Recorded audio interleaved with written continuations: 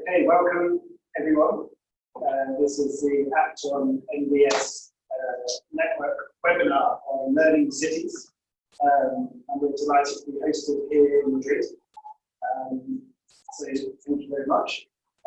Thanks for everyone who's joining us remotely. My name is Stephen Pascal, and I work for the Cities Brokers, and it's a great pleasure to introduce the webinar. We are the ACT on NBS project, and it's an innovation ecosystem which is aiming to massively increase the uptake of nature-based solutions in cities. Nature-based solutions as provides multiple benefits in city development to climate change, to human well-being, and so on. And there's currently 18 cities who are members of the network, and this is increasing to 60 over the coming couple of years. And as a group, we exist to turn places and networks into the hotbeds of system-wide innovation to achieve transformative climate action, and to see nature-based solutions as a critical part of that. One of the ways of doing this is for cities and their government structures to make time and space available to increase their learning power. So how do departments communicate about nature-based solutions, about infrastructure, procurement decisions across different departments or across different institutions? And one of the ways is to think both individually and as groups and as institutions and as communities how we might be able to use our learning power. And I'm not the expert in this, but I'm passionate and excited, and I've seen the results from this. And I'm very excited to be able to introduce Ruth and her team from Learning Emergence and others. We'll be able to run you through the session of a range of presentations, and then we'll have Q&A. We have a number of people in the room and a number of people online. Okay. Great. So the way we're going to play is I'm going to introduce our speakers, but first it will be good to introduce any remote participants that we have, and also let everyone know who's in the room. So perhaps you could just do that first, and like if everybody just introduces themselves and gives their name, their organisation and their location. We'll start with people present here in Madrid, and then anybody who's remotely online and also contributors. So that's what we'll start. Just may speak loud. So I am the Scientific Director of the Washington Climate Change based in Bilbao. I am Rosa Huertas from the city of Medellin, where I work as Director of Innovation and Economic Development. Okay, I'm Elena Lopez-Gran, Director of Marketplace, startup in Madrid, Spain. I'm responsible partner from the Science Agency, representing the city of Nicosia. I'm Ana Durin, I'm from Management University, and working on work at X3 and work at one for business development. Ellie Thomas, I'm working with Climate and Waste Absolutely. Nieves Mestre, I'm an professor of architecture and architecture in the University of Madrid. Jane Nichols, economist, business development. And of course, my work methods as a specialist for environmental and application. Hi, I'm Boris Schunkel from the municipality of Vejle in Denmark. Richard James McKellen from the Innovation Lab based in York. I'm Peter Head, I'm Chairman of Resilience Brokers and a Professor of Sustainable Systems Engineering in Bristol, and I'm a member of the advisory. Hi, Julian Swinkles, I work for the Technical University of Delft. Hi, I'm Francesca Pignano, and I work for the Citizen Department of Milan Municipality. Hi, I'm Juraj Riga, working for GM Foundation based in Basel.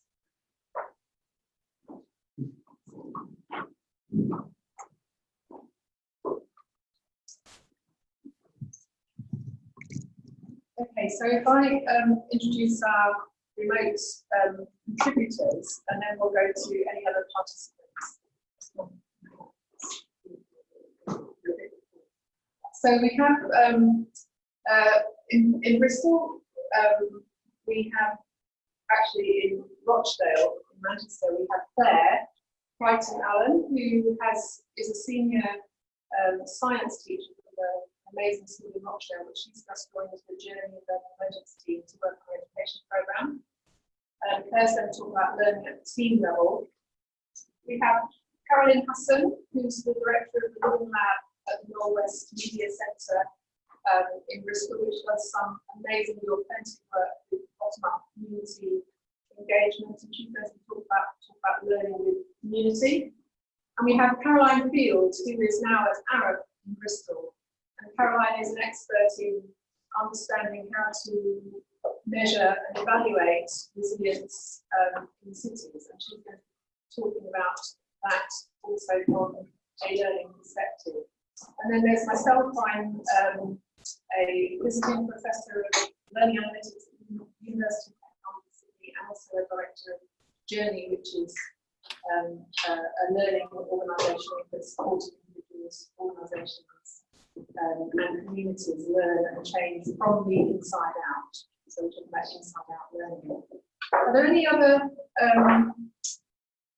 participants online who would like to introduce themselves at this point?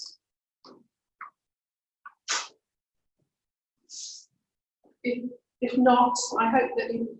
Is there someone? Okay, Alan would like to introduce himself. Go for it, Alan.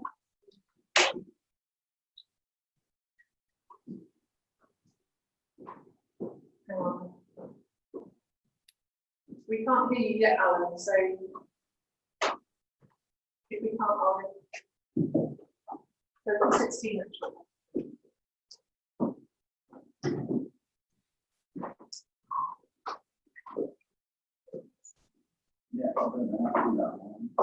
Okay, so we'll have to come back to introduce the remote participants later. And also, if you would like to ask questions as remote participants, please do indicate to Andre, who's managing the webinar, that you have a question, and we'll find a way to make sure the question gets asked and answered, and hope that we can move into closer dialogue. But welcome to the participants. At least Alan, I know, is from Swansea in Kent and is passionate about sustainable development. We may have some people from Newcastle, Australia online, I don't know, but there are 14 members as well. So welcome to you and to this webinar, which we hope to manage as a sort of dialogue. So we're going to actually talk about learning from at 4 different levels. And I'm trying to get the slide to move forwards.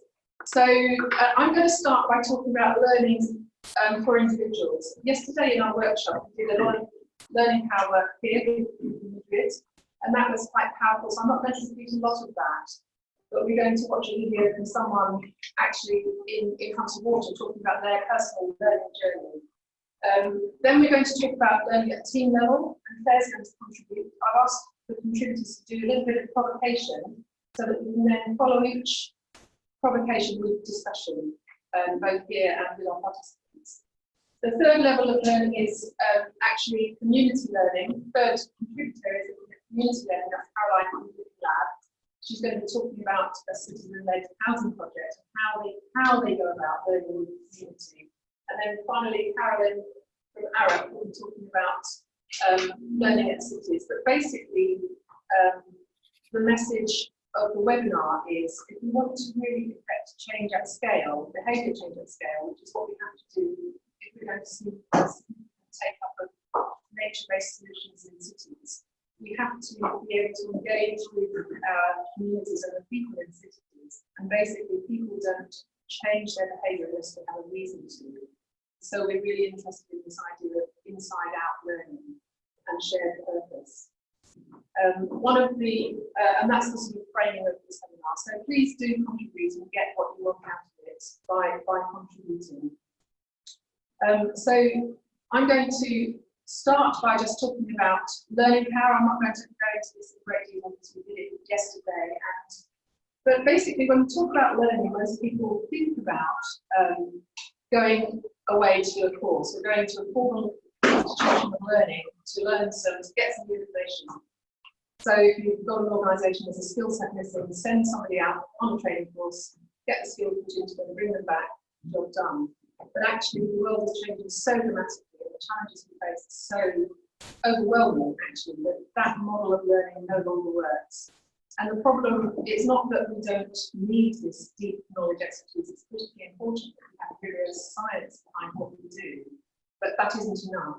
We actually have to be able to communicate the findings to ordinary people in the real world in the form that matters, and engage people in collaboratively changing the way we do things. And so, so as well as knowledge and performance, learning has to attend to the inside. So there's a personal identity and sense of purpose is critical to learn. So if you don't have a purpose, you're not going to learn. And basically, we need to talk with each other at a level of identity and purpose, and that's a critical part of learning. The second part of learning is what I've been working on for 20 years, which is learning power. And what are the personal qualities that we need to develop in order to engage effectively with risk, uncertainty, and challenge? And that's learning, because if you know everything, you can't learn. By definition, moving into the unknown requires learning by definition. So we have to learn how to learn better together.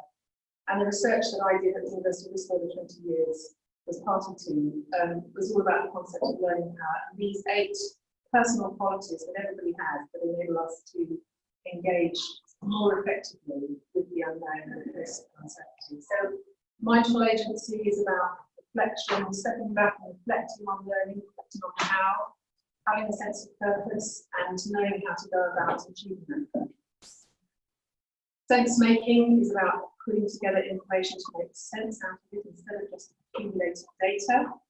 And it's also about learning what matters to me.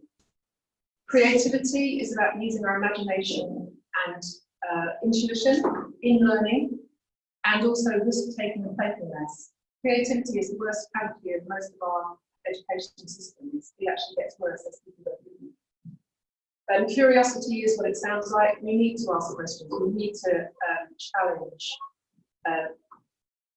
ideas that are being promoted, and having curiosity is really important for that. Being interested in something, digging deeper. Belonging and collaboration are the 2 relationship dimensions, which are really important. Having a sense of shared purpose, which is belonging, and being able to talk through difficult challenges with people that matter is what gives you a sense of belonging in your learning. That's pretty important, even for grown-ups, actually, especially for grown-ups, especially if you're pioneering. And collaboration is about learning with and from other people. To collaborate, you have to deeply listen, whereas we're taught to talk in order to be heard, but actually we need to learn how to talk in order to deeply listen to the other, including the natural world we live in.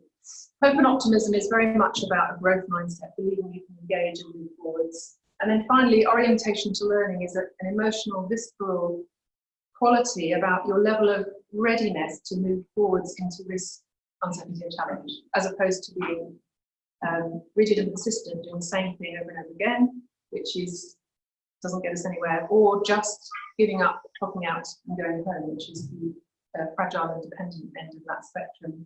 So those are the ideas of learning power. The whole purpose of developing the metric and the assessment tool that we developed years ago at Bristol was in order to stimulate change. And over the years, it's proved reliable and valid in all sorts of contexts. And it's necessary but not sufficient, but inside out transformative change. That's enough from me on learning power, because I'm very aware that the people in the room have heard it before yesterday. But what I want to do is show you a video. And this video is Emma, who would have been here in person, but actually, well, virtually, but she's on a plane somewhere, flying back to Australia. Emma is an engineer at Hunter Water in Newcastle, Australia. And the organisation set out on a journey of radical change from an organisation that just focused on pipes and pumps and meeting the regulatory requirements to an organisation that is committed to the sustainable development of the region. And part of that programme was innovation projects for the leadership teams. And Emma was on one of those leadership teams. And part of the challenge was to do an innovation challenge, rather like what we heard yesterday from the guys in Madrid, the sort of innovation process. And this next slide is the outcome of Emma's innovation project. So Emma's responsible for developing a resilience strategy in Hunter. And she's been using systems thinking to do that. And the outcome of her innovation project was to pitch her ideas to the business. And so when we get to see the slide, you'll see, we won't go into the details of it, but it was a really significant piece of work using systems thinking to draw together all the factors in the communities that need to work together to lead to resilience in that community and a resilient water service. I'll play it when you're ready. Okay, so we may be able to see her poster in a moment or two, but the second part of the outcome of her innovation project was to tell a story of her personal story of significant change using learning power. So remember, this is actually, she's not an ordinary person in an ordinary job. She's a wonderful person in an amazing organisation, but these are the sorts of people we need to engage with in our communities if we're going to see sustainable change. So this is Emma's individual story of significant change.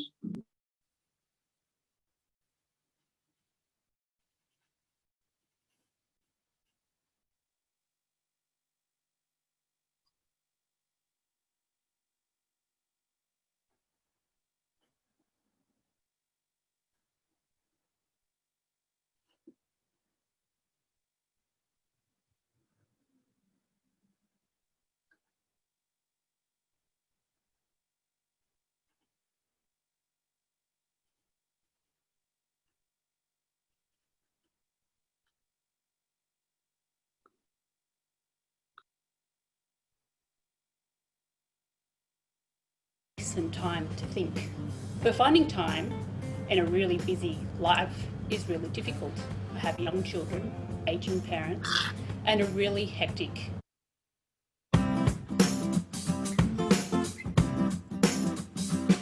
Hi, my name's Emma, and this is my learning journey.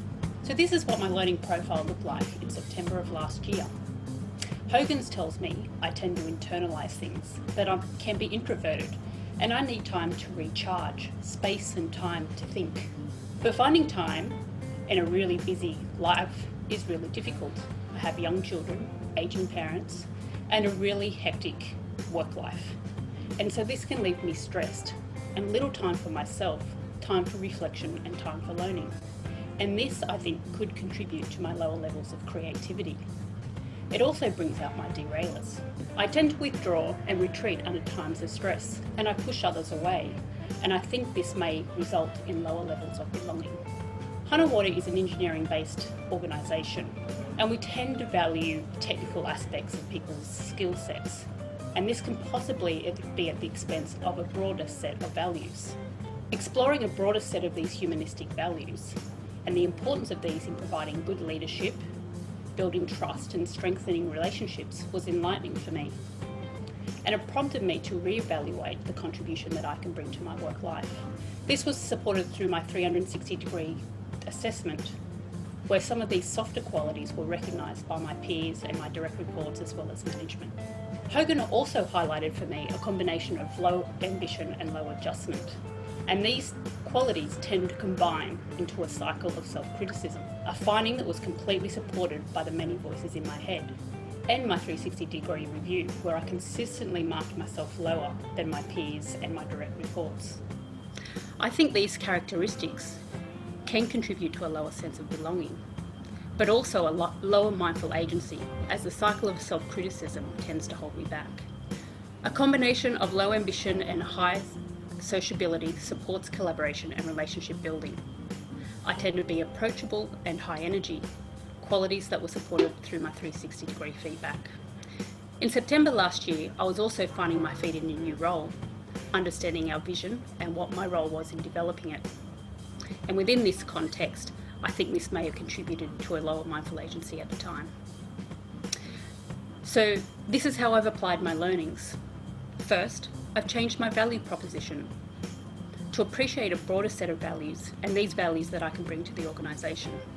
Secondly, I'm trying to find more time for me, time to recharge, space to think and to learn. And thirdly, I'm being kinder to myself. And so here's my updated profile. Gaining an understanding of my personal characteristics within my working environment has been quite profound for me. And we can see this play out in my learning profile. There you have it, a systems approach to my learning journey. Thanks.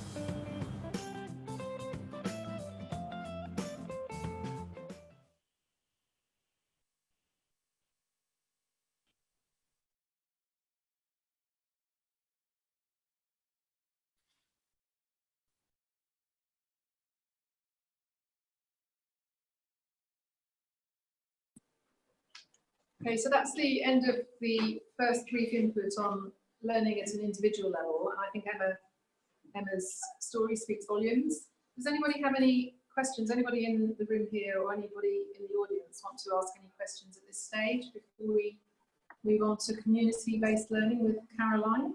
No, sorry, team learning, scaling up to the team with Claire.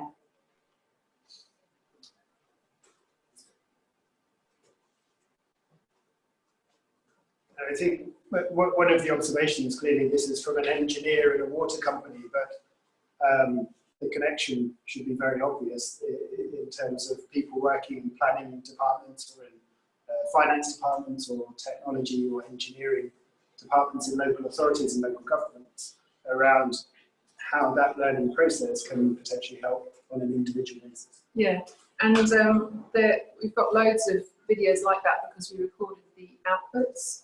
And there's a lot of, you know, atypical people talking about their learning journeys in a way that is actually really very powerful, because you get these incredible innovation ideas that basically are owned by these individuals who are pitching it to the organisation and the community.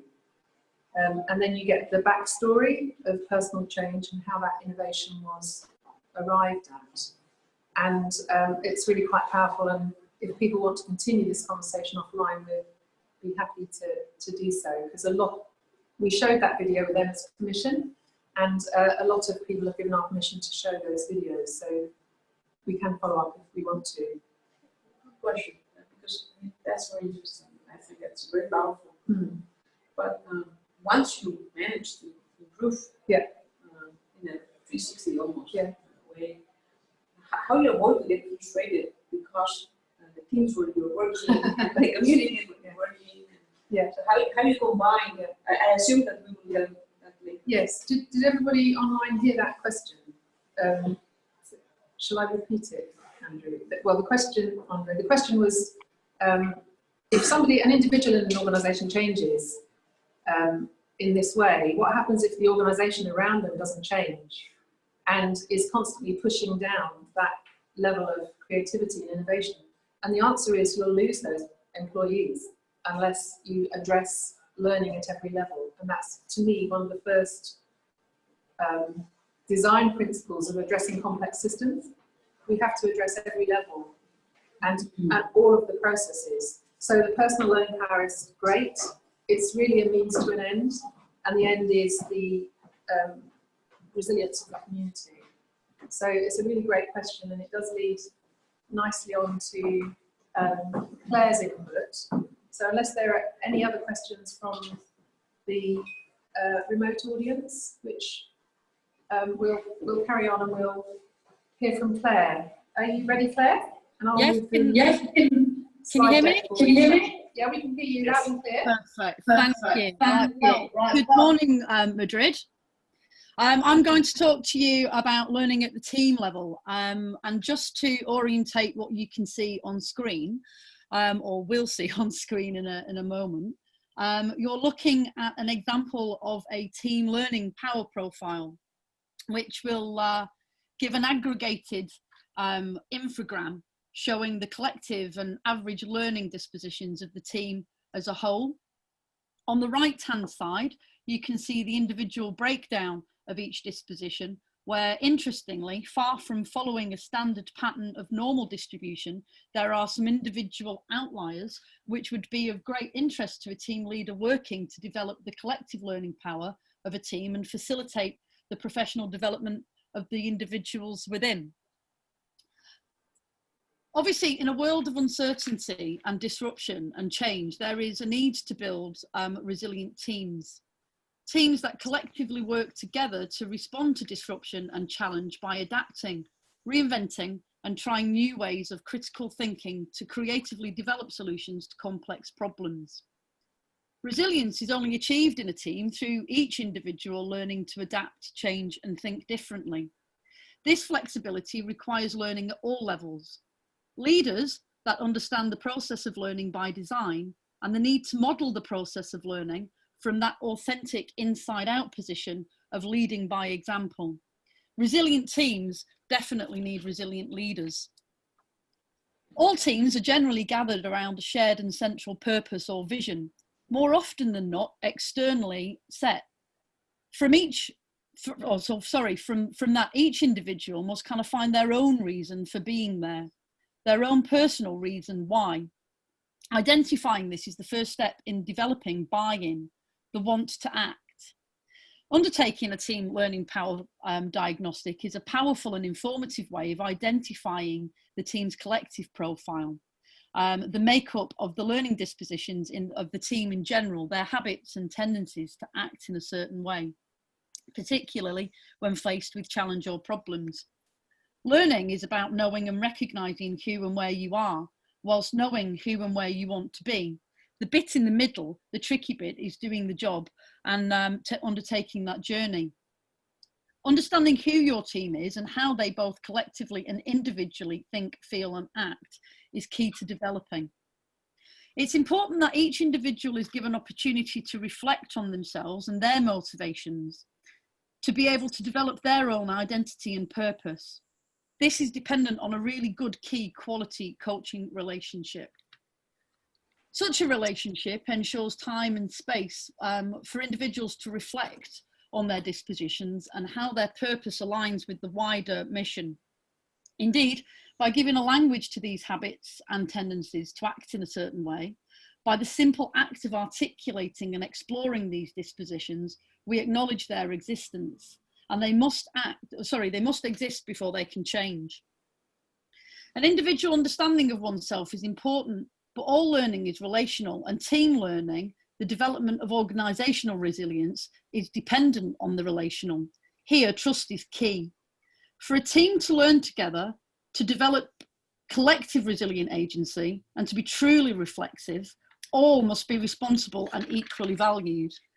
Leadership really should seek to develop practices and ways of working which genuinely promote the equal distribution and sharing of that power. To do so, a team, which in itself is a sum of many parts, must have a relatively balanced openness to learning. As you can see on the slide in front of you, the infogram that I've used as the example generally does have that kind of balanced orientation to learning. Reflecting on what potentially would be the issue if we were either extreme is really important, because a team that is psychologically dependent and fragile, far extreme to the right, will not willingly want nor accept the role or the idea of distributed leadership and power sharing. They will fear it. They will struggle to embrace new ways of thinking, mindful agency, and their collective ability to think outside their box. Their capacity to find novel ways to solve dynamic and complex problems will be low and inefficient. The team will constantly be looking for the answers from without rather than from within. So it's really important to ensure that learning is effective across the team level, that you are addressing those issues as and when they arise. At the opposite end of the scale, a team that is fixed and resistant will be persistent in their methods, always doing what they've always done, therefore always achieving what they've always got. A resilient team needs to be open to learning, to be willing to experiment, willingly enter that really slightly uncomfortable proximal zone. Sticking to regulatory frameworks will not engender the fertility of thinking space needed to challenge that status quo. A resilient team must know their purpose and they must collectively mobilise their own learning power, with each individually actively and genuinely empowered to embrace self-leadership, to navigate resolutely that journey between purpose and performance. A resilient team will engage in collective knowledge building and collective action, critically evaluating how things are going in the light of new evidence. They will not be afraid to try nor fail. Leadership and power will be distributed across all levels, with each individual purpose aligning clearly with the collective mission. Individuals will be reflexive and aware of their learning dispositions, resilient agents of their own learning, supported relationally. No one works and no one learns alone. It is the role of effective leadership to develop a clear language and culture of learning. Not easy, but necessary, taking the fear out of failure. Resilient teams solve complex problems. Is that okay? Thank you, Claire, that was great. Shall we take any questions or dialogue? And maybe you could see Claire on the video to chat. Is that possible? Me? Okay. Yeah. Okay. Right. If you put your video on, we can see you, Claire. Thank you very much. Hang on, I'll stick the lights on. There you go. So just while you do that, I think we've got some new guests arrived from the municipality of Madrid. So can we welcome you to our webinar and hope you can clock in to where we are in it. We're talking about learning at different levels. Do you mind I will briefly introduce? Yes, please do. Yes, Luis Cepero and Rafa Ruiz from the area of environmental design and climate change of the municipality. Great. Thank you. Thank you. So you're very welcome, and we were talking about resilient teams as a necessary, we need them all over the city in order for the city to change. And we're just going to engage in some discussion with Claire. Does anybody want to kick it off, either in the room or online? Okay, thank you, Richard. So I'll say my focus is looking to natural world. So one of the key things in nature is it's not always superficial, but it's focusing redundancy to make it more effective long term. That's something we consider maximising the performance, making it optimised. There's always kind of that slack there. Claire, do you want to respond? Unfortunately, I'm really struggling to hear anything that's coming from the audience. Apologies for that. So yeah, so can you hear me better now? Yeah, that's better. Sorry. That's all right. So one of the things that in the natural world is it's not super efficient, but it's basically builds in, it's more resilient, and actually it does that through redundancy and obviously working as part of a bigger, say, superorganisms as a colony or looking at biological system. Is that something you've considered when you're looking into team building? Aretha, is there any chance that you can repeat that? Sorry, if you're any distance from the microphone, I'm really struggling. Can you hear me all right, Claire? It's a bit better. So it was a question about, do we mimic biosystems by considering building redundancy into resilient teams? In other words, more than we need in order to cater for change. And I think that's a good question that I don't know actually how to respond to. I don't know if you have a view or anybody else in the room has a view.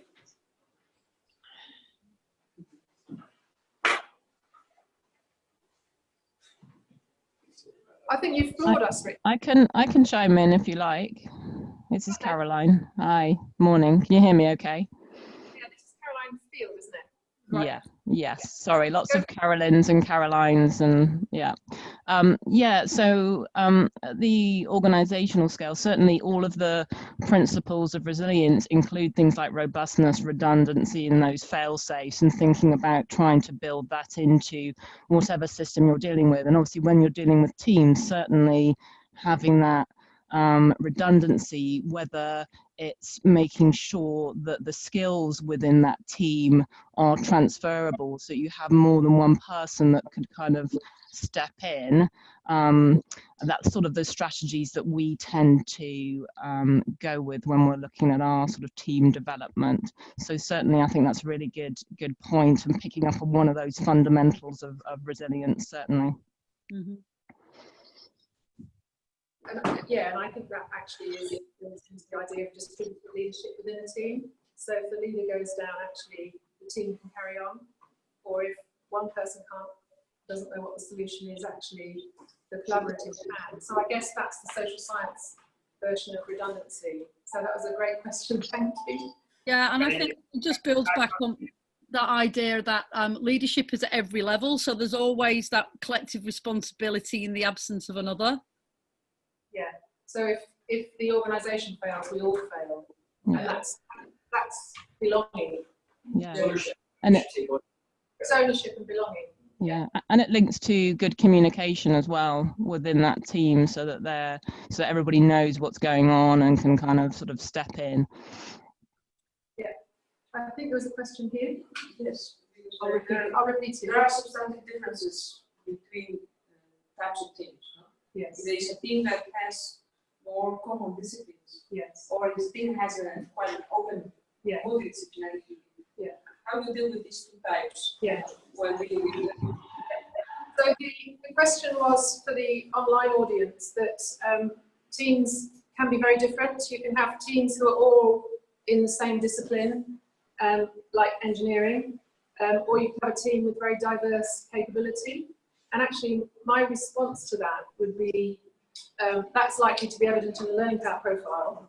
And so that would become a focus of discussion. And actually, the wider variety of diversity that you have in a team, the better solutions that you're going to get. And actually, it's a real risk to have leadership teams in particular that are monodisciplines. That's my opinion. That's but I think it's a really, really good question. There are patterns, there are sort of truth claims in one discipline that don't work in another discipline. And we have to learn to listen to the truth claims of all of the disciplines to make good decisions. I am asking this because one of our challenges now is how we have teams which are more monodisciplines. Yes. And one of our challenges is to link teams that are from different disciplines. Yes. Right? Yeah. And what is the limit? I mean, when you move from team to organizational, right? Yeah. To make these connections more efficient. Yes. So what is the size? What are the sort of activities that you may need to do in place? Claire or anyone comment on that? What would we put in place to create a truly transdisciplinary team in an organisation? Food. Apart from food. It's always a winner. I think you have to start with the culture of the organisation, and it has to be very much the idea that if you want a transdisciplinary team where people feel safe, that has to start from the top, and it has to be genuine and authentic. So putting in the parameters of safety, respect and value, I think, are really important.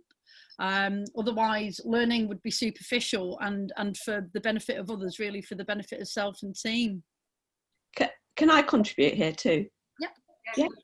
Yeah. So one of the things that we do a lot is pull together multidisciplinary and transdisciplinary kind of approach to working in the community. And one of the things that we have to do is to make sure that we're providing a non-hierarchical space so that one specialism is not seen to be more powerful or more predominant than the others. And this is particularly relevant when you're working in communities where people who perhaps feel that they haven't got the education but they do have lived experience. So I think what you have to do is to create that safe, as has been said, a safe space and emphasize that it's non-hierarchical. Yeah. And if I could just also add a little, I think this sort of really touches on this diversity of thought, which links back to inclusivity. I mean, certainly as a woman in an engineering, been in engineering all my career, being slightly sort of different, you can sometimes feel up against this sort of everybody having the same mindset, and that really hampers that creativity and the ability of the team. So I think it's incredibly important to have that diversity and really develop that safe and sort of inclusive environment that Claire was talking about and Carolyn was talking about. Thank you. That was great, and I think it was quite a good cue to move on. Thank you very much, Claire, and I hope you'll continue to contribute to the conversation as we go forwards. Just have to tell you, I'll never forget the moment I stood in front of a bunch of engineers in a water company and said that narrative is data, and it sort of stopped the show, and we had to actually go into social science versus hard science, and it was a really, really important discussion, but it was a bit of a shocker, and I didn't realise what a shock it was until somebody stood up, and it took the MD to say, actually, no, you guys listen. Actually, it was quite a significant turning point in that leadership team. We're not claiming everything with data, but it is data. Anyway, so on that note, we'll move on, and Carolyn from Northwest Media Centre is going to take us through just a few slides about learning with community. Caroline, if you tell us when you want to move the slide on, then Andre, I think, can do that probably best. I'll do it. Okay. Okay, thank you. Okay, so hello, and yeah, I'm Carolyn, so thank you for having me at your conference. So this is our building. We're Northwest Media Centre. This is Straw Bale building, and it was co-designed with the community. And this was quite an unusual thing to do about 15 years ago. So I'm going to talk a little bit about community learning and our approach to how we do that. So for us, our kind of key issues are around engaging, and how do we engage as many people as possible. And we don't think that there's such thing as hard to reach people. There's just we're not reaching out in the right way. So our methodology is around co-creation. It's around multi-stakeholder. So that's the multidisciplinarity that I talked about. And it's about we do things in the real life. We don't sort of just sit around and plan. We're out there doing all the time with the community and finding really exciting ways of having conversations and engaging people in learning. And I always forget to say this, but we're actually an arts organisation. So our arts and creative practice is really important in engaging people in learning. Do you want to move on? There we are. Yeah. Okay, so this is really the core of what I was going to talk about, which is, so we work with lots of different people, academics, policymakers, the local council, European projects. And one of the things that we have felt has been really important is to be able to quite simply explain our approach to engaging with people, to co-design, to co-create solutions to challenges, to build learning, and to actually make sure that we are able to describe and talk about our process in detail. People talk about community engagement, community learning, as if, oh yes, it's really important, but they don't actually really explore how complex this is and how there are many stages in actually engaging with people and actually co-creating solutions. So this is our Bristol approach framework that we use to try to explain a kind of iterative process that all of our projects are based on. So it's circular, so it's not a start finish, it's an iterative process, and it's one where each area, if you like, each phases sort of moves into the next phase, and we go round again. So this is our kind of a learning process. So the identification we start with the identification of what the issue is. We all know what the big challenges are for cities around mobility, for example, but actually what does that feel like in a community? What's that experience? And so we spend a lot of time really identifying with lots of people in the community what maybe a mobility or a housing or an air quality issue might feel like and be experienced as.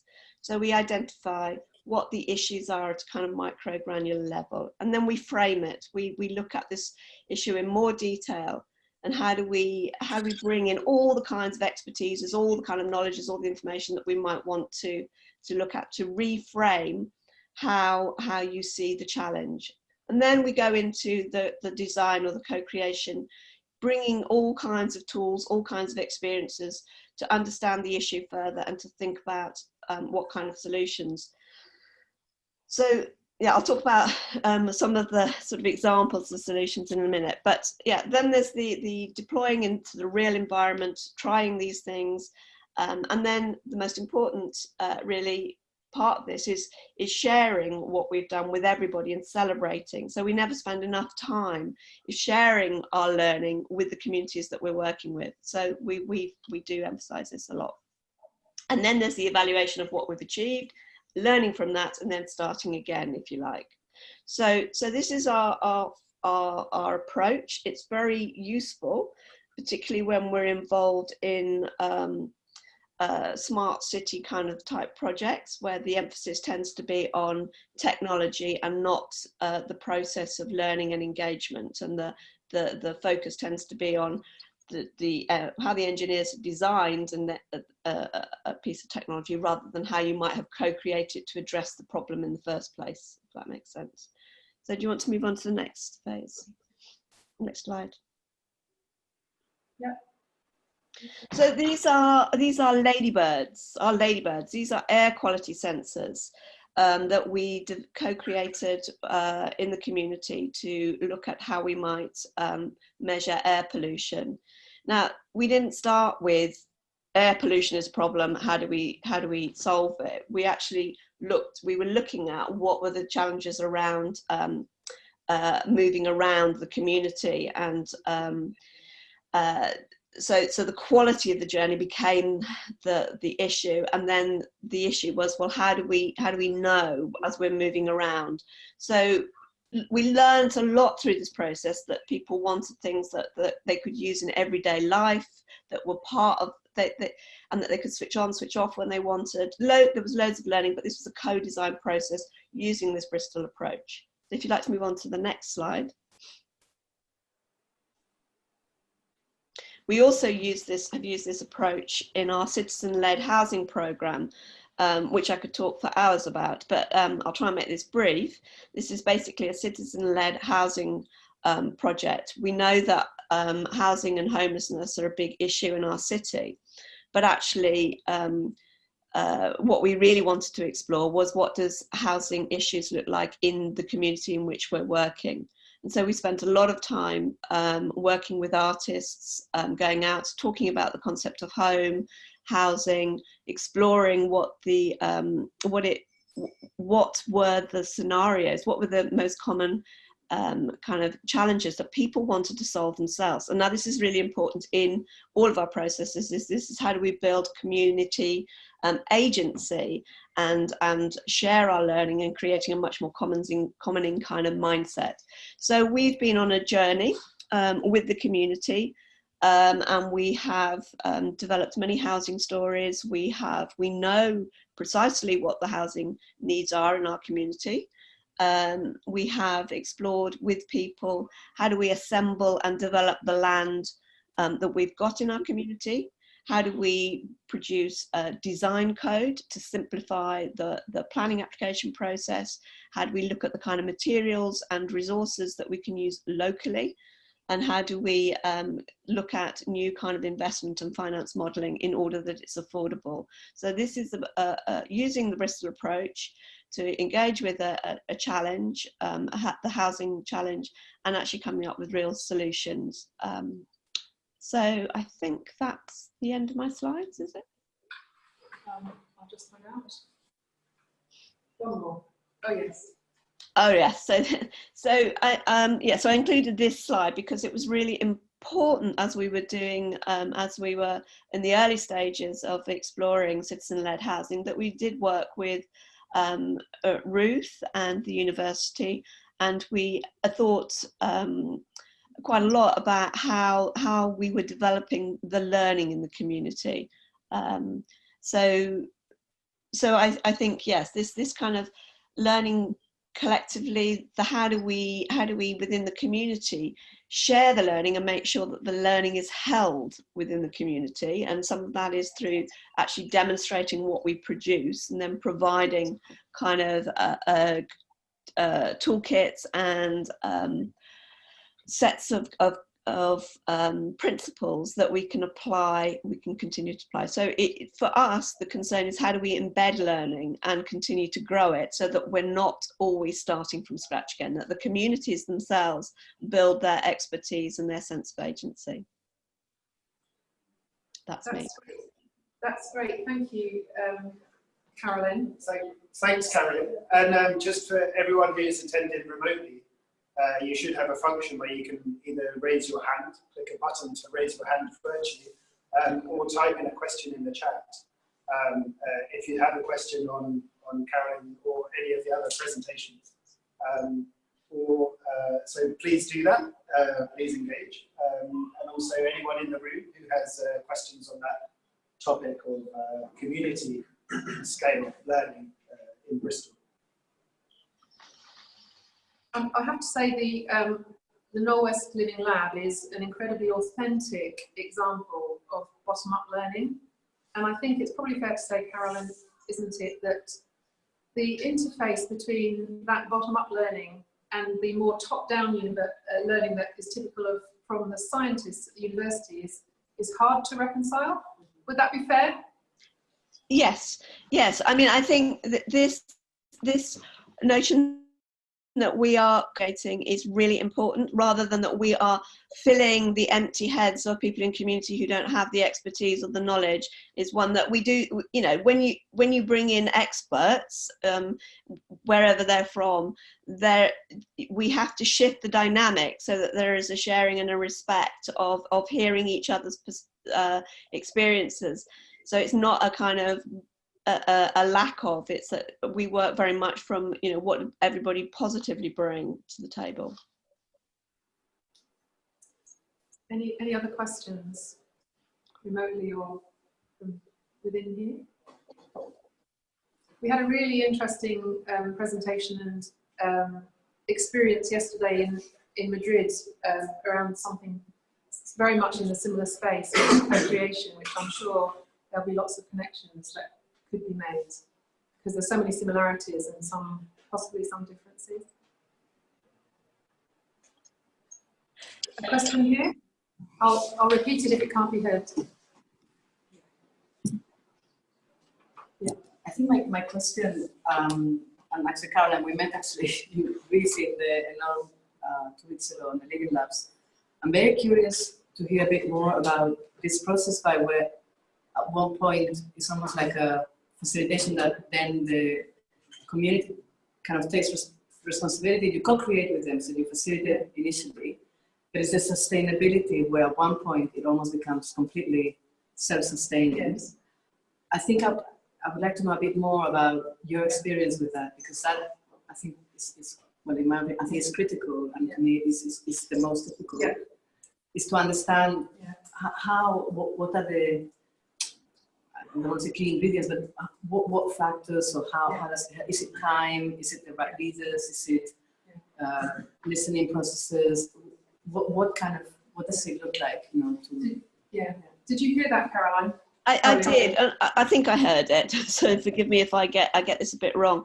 But I think time is really important. There are no quick fixes with engaging with communities, and I think that also it's working with young people as well. So it's working with all age ranges. I mean, I haven't even touched on this, but we spend a lot of time working with young people and finding different ways to support them to learn through making. Actually, is very popular at the moment, and to understand that there are no at the moment, there aren't right answers to a lot of the challenges that we're facing, and that to keep trying and to keep making and to keep experimenting is actually a really positive way of learning. And that's not really encouraged in schools, sadly. So for us, that I think the sustainability comes out of providing support and reinforcement for that process of learn how to make, how to create. Don't assume that everything has to last forever. Everything is changing around us. So, but support the idea of we are learning together as a community, and we're learning to make the changes, and we're together. And it's an incremental. Sometimes it feels very incremental, and sometimes it feels huge. But yeah. So I think it is that being around. It is longevity. It is young people making, failing, but learning how to learn. And celebrating. I think the other thing is that we don't do enough is the celebration and the celebrating together and celebrating our successes together and making that visible. So a lot of the challenges I think that we face is that the community that I'm working in has had a very low image. It's and actually a lot of what we're doing is making sure that voices, diverse voices, we're more inclusive, and those voices are celebrated, and yeah, so more celebration, I'd say too. Thank you. I think we've got another question. Do we? Okay. Well, I'll just remind everybody. Yesterday we talked about a design principle from Rochdale. Nobody washes a hire car. Okay, so if the community doesn't own it, it ain't going to happen. And so this ownership is hard won and easily lost. And Mill West have got ownership in that community, and it's a real privilege to just visit, actually, in my view. Yeah, and you're all welcome. Yeah, thank you. Anything from online, Andre? No one's got a hand up. No hands up. No waves, no questions. Okay. So we'll. Louisa's got a hand up. Sorry. Okay, we have got. Hi, Louisa. Can you hear me? Hi there, sorry to jump in right at the last minute. Thanks for that point on ownership. And I suppose I just had a question around kind of keeping momentum, because I find that often with these co-creation projects and collaboration, it's really easy to create kind of extraordinary energy and insight around physical or kind of intense bursts of learning. And then how would you say to create the kind of stickiness and vehicles for change afterwards? Because often that can be a real challenge. So for us, I suppose if I take the example of young people, I think it's the longevity thing comes into play here. So not everybody is going to be involved all of the time. I think it's making sure that you're constantly having new ways or more ways that people can engage, because people lead busy lives, things happen in people's lives, and particularly in young people's lives. And so what we try and make sure is there are many entry points as possible for whatever stage you are in your life or your experience. So I think that kind of that multiplicity of things that we're working on is another thing that plays in our favour around co-creation. We're not just co-creating around, say, housing. We're also at the moment co-creating a programme around South Bristol music, around a community centre. There are a number of other I focused on two, but there are lots of other programmes going on, and so that learning can take place in multiple ways, and that co-creation ability is being nurtured in different ways, different contexts. And a strong sense of belonging. You just go and visit, and it's clear that there is a strong sense of belonging there. If you're a teacher, you know what that feels like. And actually, which is why a lot of learning is on. We found something quite recently. The social structure and the right families in Spain, they are very people to take care of the kids. Yes. Yes. And this is promoting the fact that the grandfather and mother establish a strong relation with the grandson. If you provide them with some incentives, I think there is a very natural learning process, which brings back values that have been lost in the dramatic changes that society is experiencing. So I think also going back to social networking and the structure, which is different depending on the culture and the country and the community, is also quite interesting. Yeah. Did you hear that, guys, online? Not really. Sorry.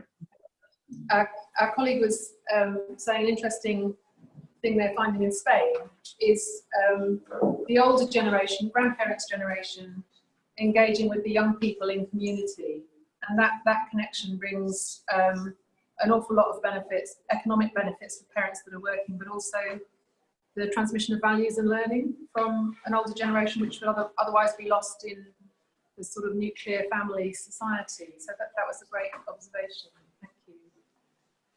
I think we should probably say thank you to Carolyn for that very much indeed. And I'm sure you'll welcome inquiries and visits from anybody involved with this webinar and beyond, as would Claire. And we'll move on to our final provocateur, can't say it. Was that right? Which is the other Carolyn from Arup, and from who'll talk to us at a city level, but hopefully will show how all this feeds in and scales up at a city level. And I think we'd really like to get our Madrid city people contributing maybe at the end. So just a heads up. Okay, Carolyn, do we need to find you a slide? Yeah, just click and it'll come up. Yeah. So what I was going to just talk briefly to you about today is city resilience, and I chaired the British standard for city resilience, which is the first guideline standard, which came out in March. So I was just going to share some of the sort of fundamentals and approaches that we've pulled together, and hopefully this will kind of link some of the themes together that we've talked about today. The first thing I just wanted to say before I just go through these sort of fundamentals is, so we did a number of workshops when we were developing the standard and talked to a lot of cities and had a lot of input.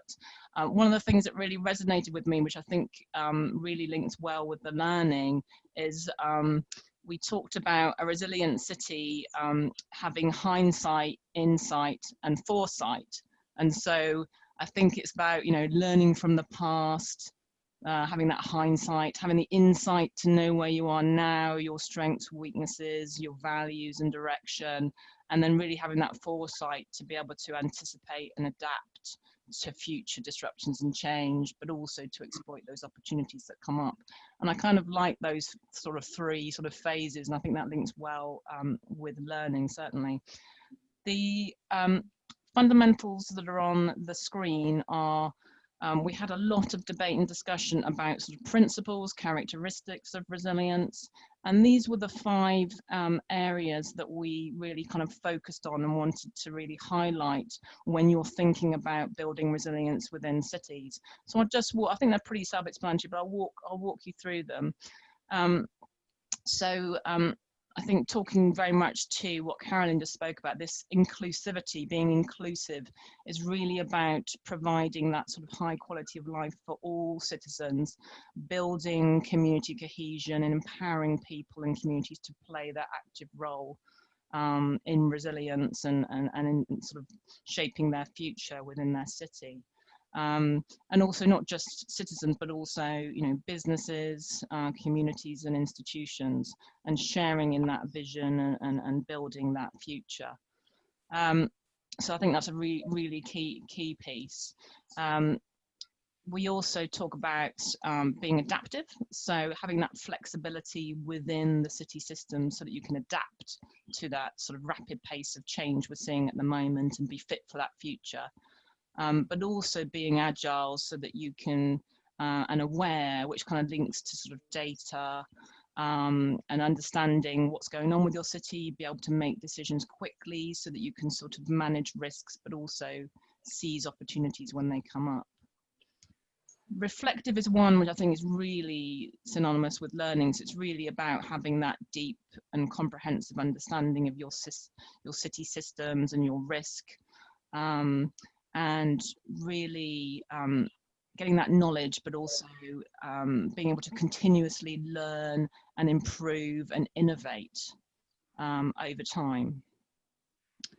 Durable, we touched on earlier, and that's really about being prepared and robust against identified shocks and stresses in the city, so that you reduce the social and economic impacts of potential events, and also kind of just, you know, inequalities and stresses within the city, and really helping the city to focus on being more productive and competitive and thriving, not just the surviving bit.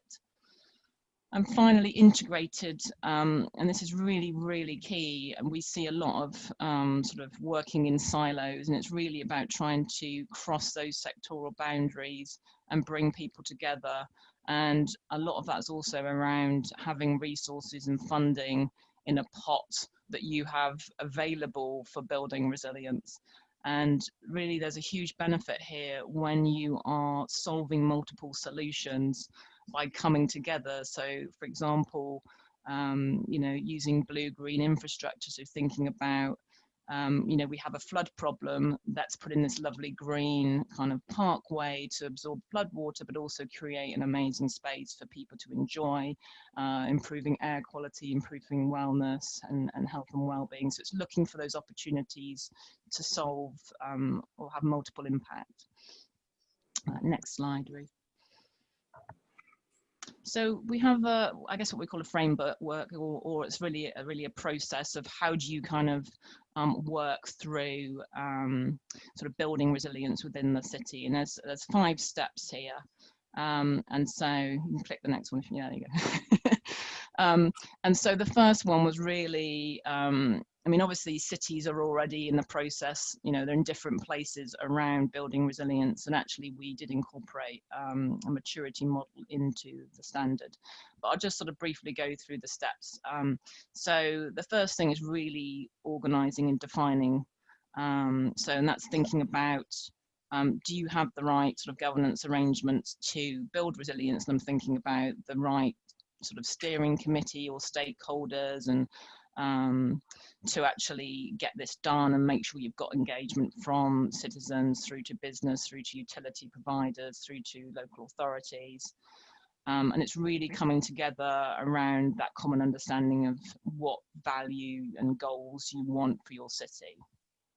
The second step is really understanding your city, so understanding the shocks, stresses and trends that your city is subject to, and understanding all those systems within your city and what impact those shocks and stresses and trends might have on that system, what capacity you currently have, whether that's social, physical, environmental, and then being able to sort of identify where those gaps are to really sort of help you sort of target where to start.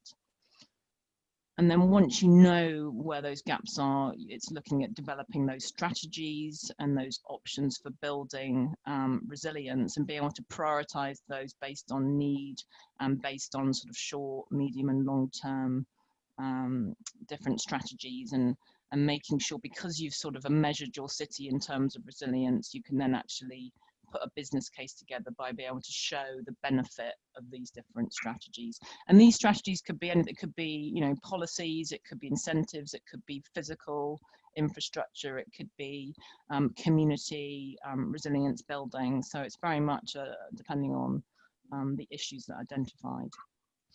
And then the fourth thing, again, sort of harking back to what Carolyn said, it's very important to be able to partner and co-create a lot of these solutions and delivery of these solutions, because that does, you know, build that ownership and that future propagation and continuous building and improvement. And so that's a really important step. And so it's actually implementing and getting things done, making sure people are aware and building that capacity. And then this is really a circle, so that then you do this all again. You know, you're continuously improving, learning, reassessing, reflecting, and innovating. So, you know, forever, basically. Next, Ruth. So you just click through those, and all the time you're building capacity and evaluating. So I just wanted to talk through like a value and stuff, and you can just stop there with one click, otherwise it gets a bit overwhelming. So I just wanted to talk you through the sort of approach we sort of laid out, and so thinking about the city in terms of what value is your city delivering, and be able to identify what that is and what you want for your city. So these are some suggestions, but really this is a process that you would work through with your stakeholder group. So thinking about things, there'll be things around economic stability and growth, safety and security, quality of life, health, well-being, maybe culture and heritage, sustainability, environmental, diversity and inclusion. So these are things that need to be set out for the city. And then this is all within a context of thinking about things very holistically. So thinking about there's governance aspects, there are business aspects, there are environmental infrastructure resource aspects, and there are the people and community aspects. So really considering that very broad view. Next. So then thinking about all of those systems that actually deliver that value, and we can call those value chains, and they can be put into these different sort of categories. To just thinking about, well, what, governance, safety, education, health, social services, employment, what are all of those pieces that kind of build into this puzzle, and really being able to map out. And often we use GIS and geospatial kind of mapping to look at the different systems and understand sort of social sort of inequity in the city, as well as where critical infrastructure is, for example. Next.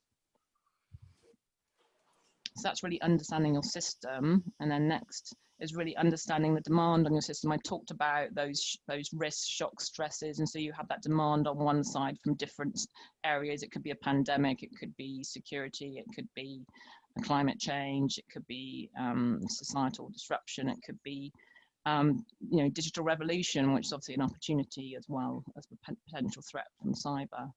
And on the other side, you're looking at your capacities, and you can look at those through the lens of those fundamentals. So you can think about, have we built durability into these systems? Are they inclusive? Are they adaptable to the future? Are they integrated, and are they reflective? And so that's kind of that picture of understanding that system, that demand, the capacity. Next. And I think lastly, I just wanted to put up, this is the ARUP City Resilience Framework and Index. And this was developed for the 100 Resilient Cities program with the Rockefeller Foundation. And so this has been used on those 100 cities, and it's as a way to look at those different areas. So we have 4 groups, which are leadership and strategy, health and well-being, economy and society, and infrastructure and ecosystems, and then looking at setting those goals and values, and looking at indicators of whether that's been achieved. So this is more of an indicator approach to measuring cities, but it's a good way to benchmark and then be able to measure progress over time. And I think that's all I wanted to say for now. Thank you. Thank you very much, Carolyn. Stephen's going to chair this last bit of discussion. I think we agree. Thanks, Carolyn. So opening the floor to questions here, and I think we have in the room here at least 6 cities being represented: Milan, Madrid, Valladolid, Nicosia, and so on and so on. And there are others online. And I think as clearly this session has gone through individual learning to team, to community, now to city, I'd be very interested in hearing any comments or questions or challenges or reflections from any of those city representatives. But just as you're thinking about that and you're about to put your hands up, we have had one question in online from Alan Dean, who's saying council leaders are being turned into asset managers. How can we encourage them to listen to, presumably, to what Ruth is saying and the team is saying? Showing their learning path profile. Yes. Well, I was joking, but actually it would show in their learning path profile. If you are under pressure and under performance management in a fear-based culture to deliver against targets that you don't really believe in as a professional, that will show in your learning path profile, I'm sure, because learning has to do with what your passion is. And this is maybe provocative, but all too often the regulatory frameworks depress motivation for learning, actually in every domain, and I know for sure that is the case in education. So we have a bit of a design fault, I think, but that was an off-the-cuff remark that became a serious argument. I don't know if the other panelists want to comment. And the other thing I think it takes is courage, and that's a really soft human skill. It takes courageous leaders to stand up and say, we want to do things differently. People who are prepared actually to put their careers on the line, actually, which is potentially the worst case scenario, because we're talking about paradigmatically different learning cultures or cultures of development, actually. We're talking about model versus, Sorry, Ruth. Yeah, I was just going to say, I think it goes back to really having that forum for that conversation and having the right representatives involved in, building resilience in the city, and so that everybody can have a voice, and that they have to listen and sort of reach a consensus in terms of what needs to be done. So I think that's kind of key, really, for me. I would be really interested to hear actually how the cities in the room have kind of managed in terms of that stakeholder kind of engagement, and how they brought those sort of stakeholders together to achieve that.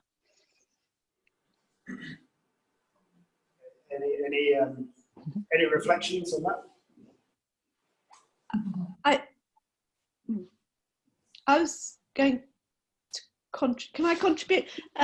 So we've obviously been working a lot with the local authority around community assets, because we're doing a citizen-led housing programme. And I think one of the biggest challenges is to get the right parts of the local authority in the room.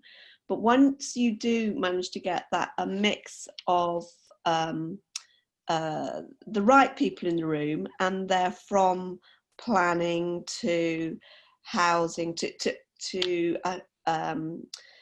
all parts of the council. Once you get them together and you are instigating the creative process, the other ways of doing things, and you can collectively start to challenge that kind of stuckness that some people, that I think Ruth is talking about, and you can build courage collectively. But it is hard to convene that. But once you have done it and you can get the commitment at all levels, then I think you are opening up a different kind of learning and agency kind of process.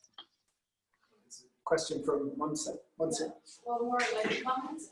I think also part of the learning process from cities is now involving them through citizen science. So you involve more, the citizens or the community through mobile apps or technology to be involved in the local projects, and also pilot projects for the municipality. So I think also learning from this technology can improve both the learning process from the citizens, but also from the municipalities. Yeah. But also what I've noticed is that some sectors of the society are more afraid of using this new technology. So for instance, elderly people tend to be afraid of these things and don't participate much as maybe younger people. So we need to find also a way of how all the society is represented. Yeah, thank you. Also comment on something. I was having this discussion yesterday about the setting values, and I think in many organizations, including cities, because there are so many things running and going on all the time, they often skip the step of setting the values to begin with, and that's why it feels like a lot of the activities are random and not happening. Time is the most important resource for learning, actually. Giving time to learning it's really simple, but we so often don't do that. And that point was, I think, what you were saying, really. Thank you.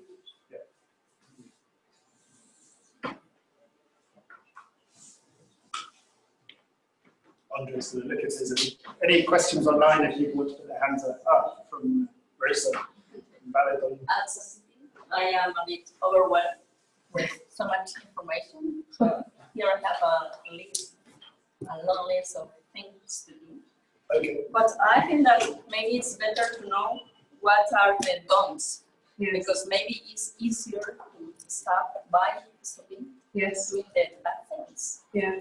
And other things about stakeholders engagement, I have the perception that when we promote this kind of process of public participation, learning, and creation, we are always counting on the same people, the happy ones. Yeah. But I would like to have the angry ones. Because the critical vision is the most important in order to change. Yes. So I find a lot of difficulties. Sorry for being a bit pessimistic.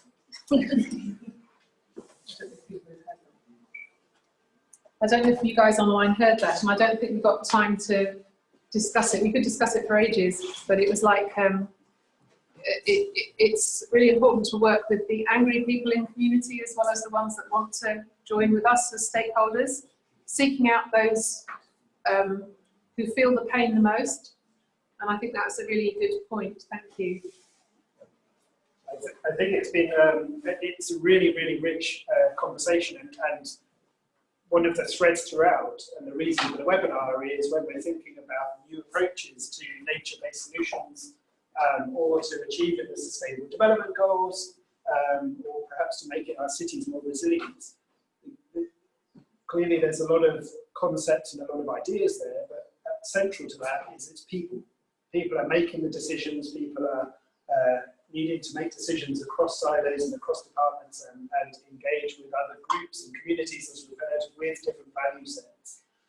And so I think it's been really wonderful to go into this kind of depth on learning at the kind of individual, personal, to the team, to the community and to the city level.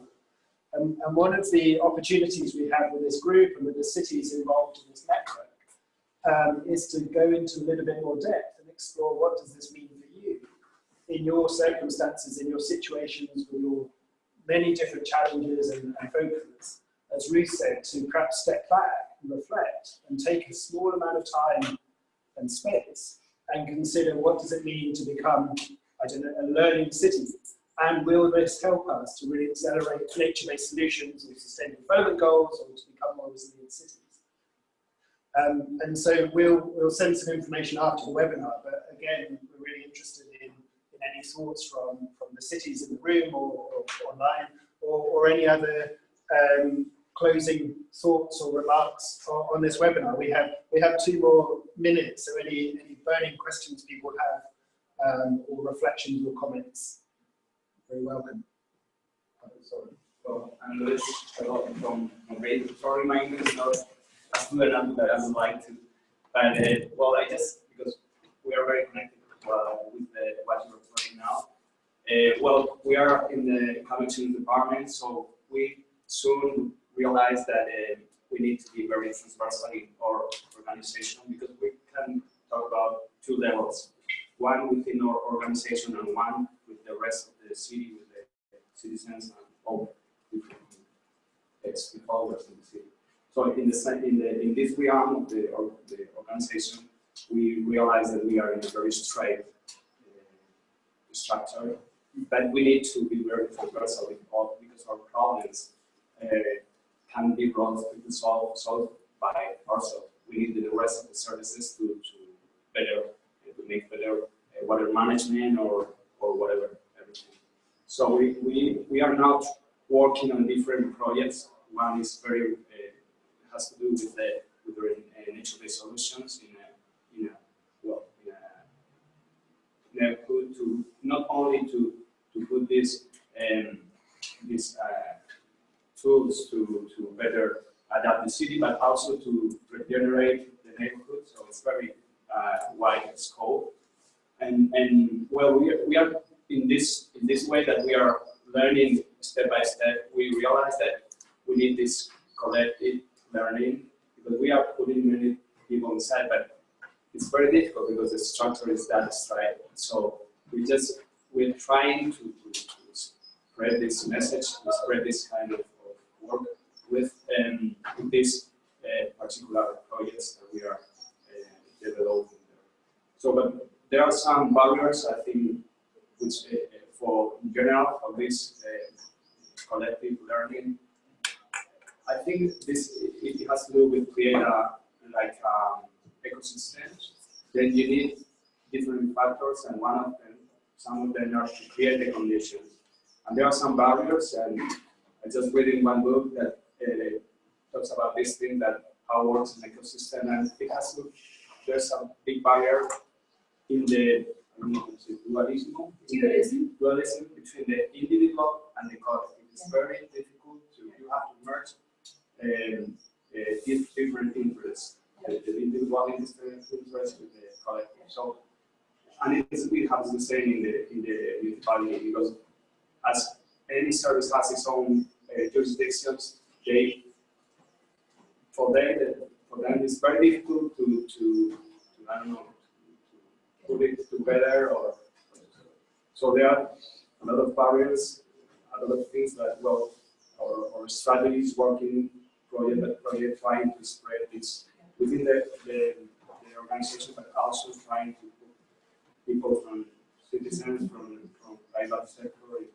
Luis was also mentioning, it was very interesting to me that his department is one of the very few, I'm not saying the only one, carrying on transversal projects. Yes. And it's not, I don't think it's because the department has a very transversal scope, but I think it leads more on their individual skills and attitudes, rather than the name or the label of the mindset. Yeah. Yeah. Silo busting is a key skill that we have to develop. We're starting this project, this commented in October, in only 2 weeks, and I think it's crucial because we had a bad experience before, which was starting a participatory process, but without the compromise of the different municipal government areas which had to finance, to give the financiation. So it was frustrating for people who participated in it.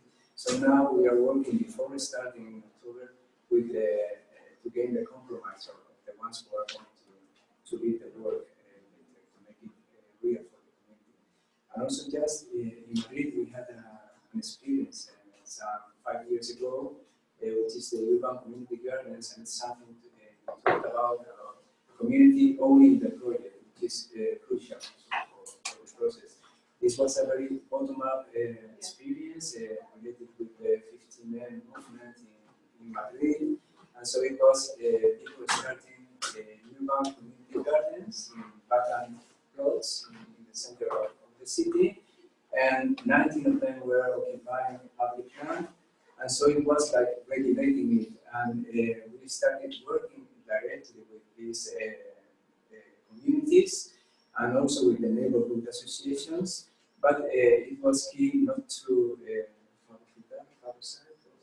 not to make the project municipal and to make it impersonal, but to keep the personality of these projects, which were very creative. And I think it's why it was successful. There were 19, and now we made a regulation together with them how to do this process.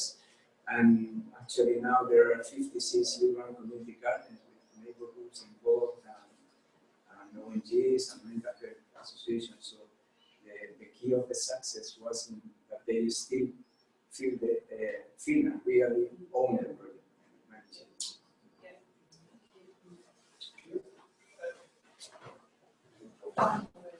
Yeah.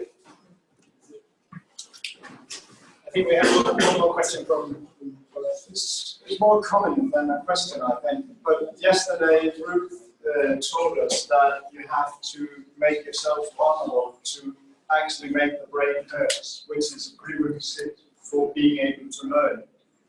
And I think when that comes to cities, we have to, with all this citizens involvement that has just been mentioned during the presentations, we have to put ourselves in a situation where we actually make ourselves vulnerable. So on the ladder of involvement, you can refer to Einstein, not Einstein, but Einstein, who made that ladder. There is a difference between informing and involving the citizens, and a lot of different steps there that I'll not dig into. But if the city is only informing, then we are not making ourselves vulnerable, and that means we will not be able to learn. So instead, we should actually start from the top of that ladder to be able to do the proper citizens involvement. I think, and that's important for the learning.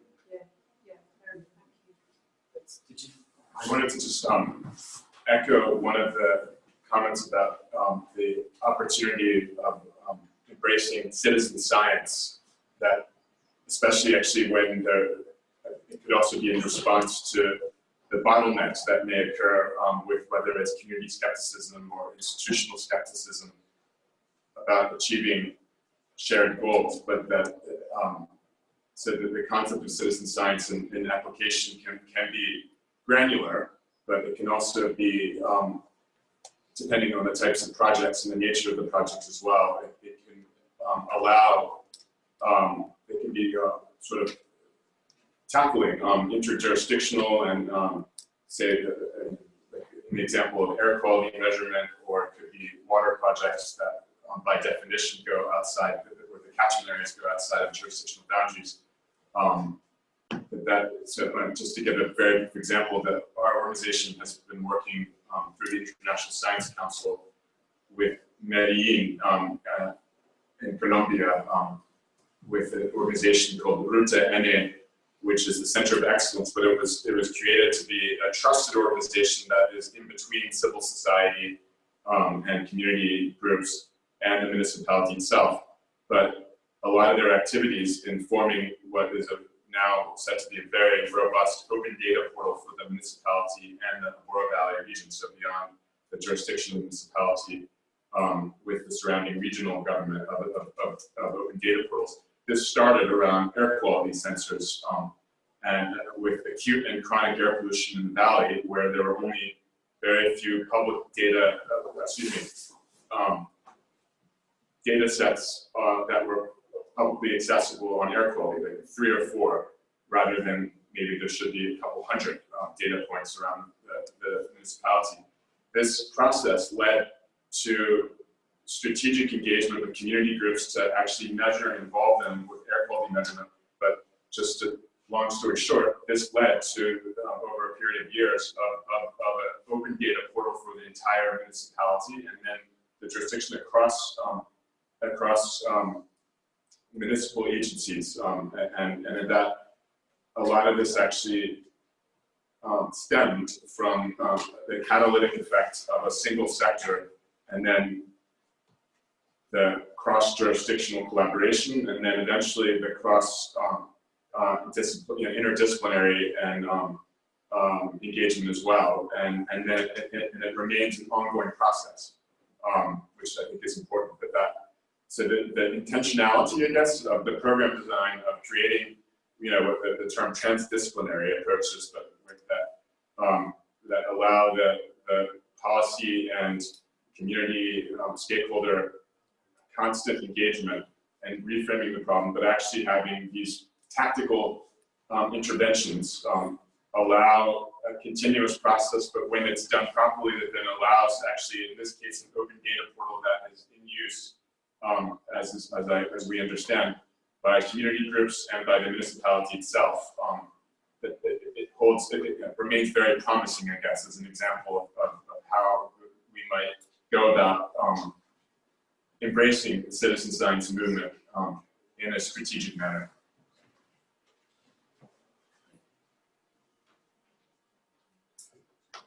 And Thank you all very much. We had a flurry of engagement, so we're very slightly over time. So sorry to people that are beaming in different parts of the world that this is making us slightly late. But for me, I think it's been really rich content, and clearly it's stimulated a really rich debate. So what I'm suggesting is that we'll keep the channels open for the webinar. So if people online who are beaming in remotely still have further reflections or further questions, you still have time to contribute them. We're going to draw the webinar to a close now, but it will be recorded and we'll be able to distribute it so people will be able to continue the conversation on the importance of the topics that we've discussed and heard about here. But I really want to thank Claire, Carolyn, and Caroline, and of course Ruth, for all lending their amazing expertise and insights into this area and sharing on those. I want to thank everyone for attending and spending their time and engaging. It's really, really great topic. We're really motivated to take it forwards. Please keep in touch, as I said, within the Act on NBS network, but also more broadly. We're very happy to work with cities to explore what it means on a particular topic, such as nature-based solutions, or on with a particular team to explore what does it mean to become a learning city. Really interested to explore that. And I also want to thank the Innovation and Technology for Development Centre here at University Polytechnic Madrid for being wonderful hosts. So thanks all, thanks very much. Thank you. Great.